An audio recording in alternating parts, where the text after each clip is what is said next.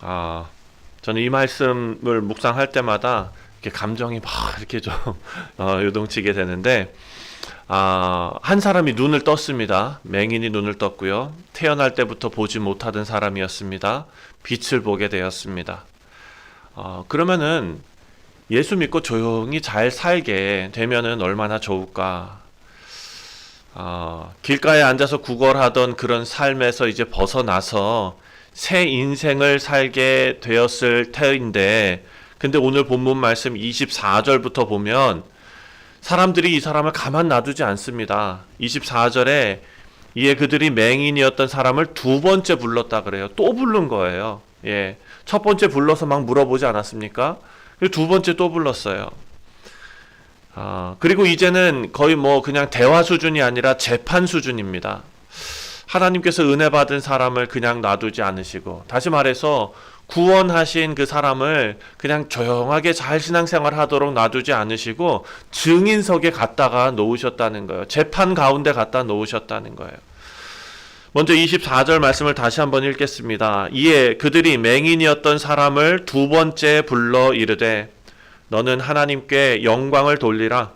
우리는 이 사람이 죄인인 줄 아노라. 이렇게 말합니다. 겉으로는 하나님께 영광 돌리라고 말하지만 실상은 무엇입니까? 우리가 내려놓은 이 결론에 빨리 동의해라, 이 말 아닙니까? 예수님을 죄인이라고 해라, 이런 것 아닙니까? 사실상 질문하는 것이 아니라 판결을 강요하고 있습니다. 그런데 이 사람이 그 자리에서 도망칠 수 있었는지는 모르겠지만 어쨌든 도망치지 않습니다. 그 자리에 서서 타협하면서 변명하지도 않습니다. 25절 말씀을 보니까 대답하되 그가 죄인인지 내가 알지 못하나 한 가지 아는 것은 내가 맹인으로 있다가 지금 보는 그것이니이다. 우리가 주일에도 이 말씀 묵상했고 그 전주일에도 이 말씀 같이 읽었습니다. 여기서 중요한 것은 그 사람이 담대하게 이야기했다라는 게 중요한 게 아닙니다. 제가 이 말씀에서 발견한 것은 그 사람이 담대하게 이렇게 얘기한 것보다도 지금 그 사람이 어디 서 있느냐가 저에게는 더 먼저 눈에 들어왔습니다. 종교 지도자들 앞에서 공적으로 지금 증언하고 있습니다.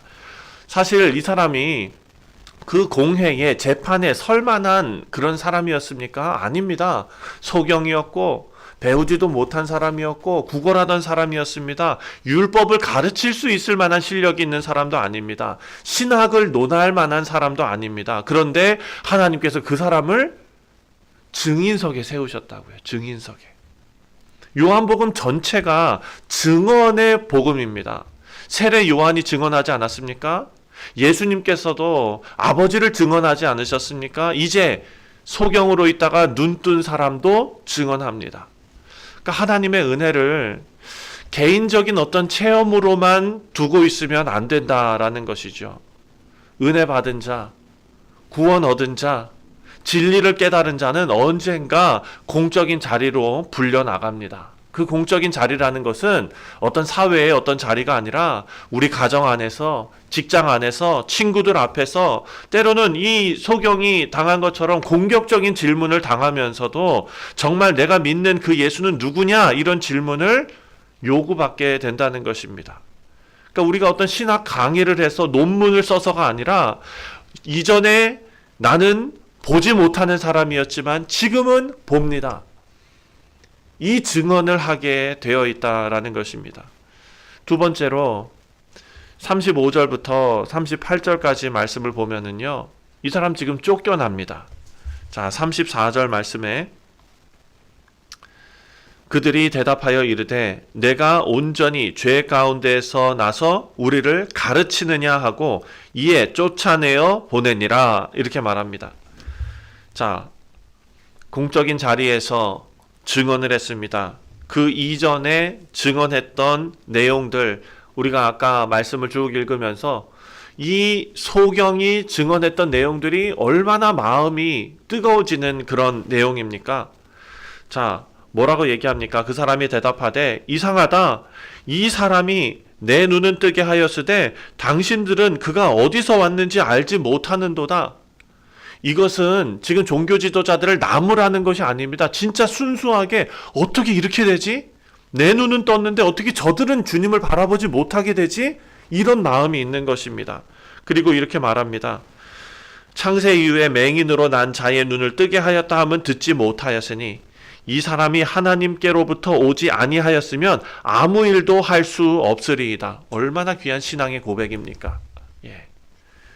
이런 신앙의 고백을 하는 사람이 회당에서 쫓겨났습니다. 출입 금지가 아닙니다. 제가 지난번에 말씀드린 출교입니다. 출교는 뭡니까? 공동체에서 쫓아내는 거예요. 사회적으로 고립당하는 거예요. 그런데 35절 말씀이 35절에 예수께서 그들이 그 사람을 쫓아냈다는 말을 들으셨더니 그를 만나사 이르시되 내가 인자를 믿느냐. 여러분 이게 얼마나 은혜가 됩니까? 네. 가만히 생각해 보십시오. 소경이 눈먼 상태에서 예수님의 음성을 듣고 예수님께서 흙을 이겨서 발라주시고 실로암에 가서 눈 씻으라 하셨습니다. 그때 눈이 뜨여졌죠. 그러면 이 소경은 예수님 봤습니까? 못 봤습니까? 못 봤어요. 예수님, 자신을 고쳐주신 예수님을 못 봤어요. 그때 당시 고침받을 땐 예수님 못 봤어요. 근데 지금 언제 예수님을 보게 됩니까? 쫓겨난 다음에. 쫓겨난 다음에 예수님 보는 거예요. 쫓겨난 자리에서 비로소 예수님을 봅니다. 그리고 38절에 귀한 고백을 합니다. 이르되 주여 내가 믿나이다 하고 절하는지라. 처음엔 어떻게 했습니까? 그 사람 이렇게 얘기하다가 조금 믿음이 성장해서 선지자 얘기하다가 이제 주님을 다시 만나고 뜬 눈으로 주님을 만나고 이제는 신앙의 고백을 하고 또 종교 지도자들이 그렇게 압박하는 상황에서도 자신의 믿음이 이거는 그냥 새어 나오는 겁니다. 배어 나오고 터져 나오는 그 상황에서 이제는 주여 내가 믿나이다 라고 고백을 합니다. 눈뜬 기적은 기적이 아닙니다. 지금 38절이 기적입니다. 진짜 목적지는 예배였습니다. 사랑하는 성도님들, 기적은 시작입니다. 우리가 주를 고백하고 나는 이제 크리스찬이야 하는 것은 시작입니다. 거기가 결과가 아닙니다. 우리 구원은 시작입니다. 그 시작이 지금 가야 되는 방향이 어디입니까? 그리고 꽃을 피우는 단계가 어디입니까? 바로 예배라는 것입니다. 하나님께서 우리를 증인석에 세우시는 이유는 우리가 그냥 단지 말하게 하시려고 하는 것이 아니라 하나님을 더 깊이 알게 하려는 것이다 라는 것입니다. 근데 그 장소가 어디입니까? 바로 쫓겨난 자리입니다.